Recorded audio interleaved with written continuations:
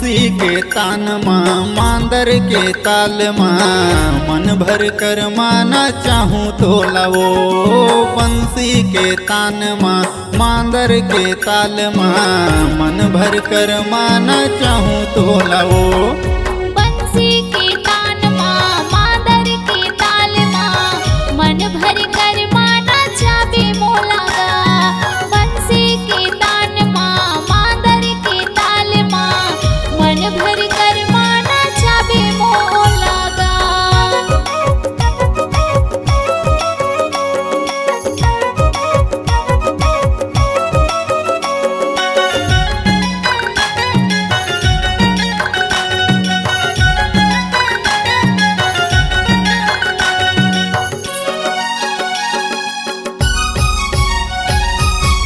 हिलझुल रेंगना माँ मन हमोर मोहागे तुआ पाखी कस्तोर लुगराहा लागे।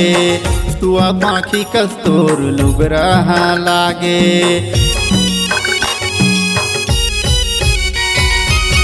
तोर बोली बात राजा हृदय में समागे। छोड़ो नहीं संगले तोर क्रिया खवाले। छोड़ो नहीं संगले तोर क्रिया खवाले। तोर माया के झुलना माँ तोर माया के झुलना माँ झुला दे मोलगा। बंसी के तान माँ मांदर के ताल माँ मन भर कर माना चाबे मोलगा।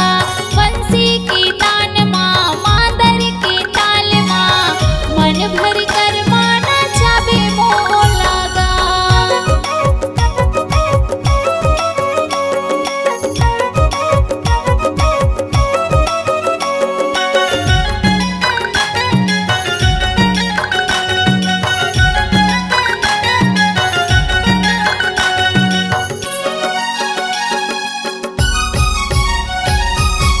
पतली कमरिया तोर लीच लीच डोले। आमग डार में बैठे कोली मयक बानी बोले। आमग डार में बैठे कोली मयक बानी बोले।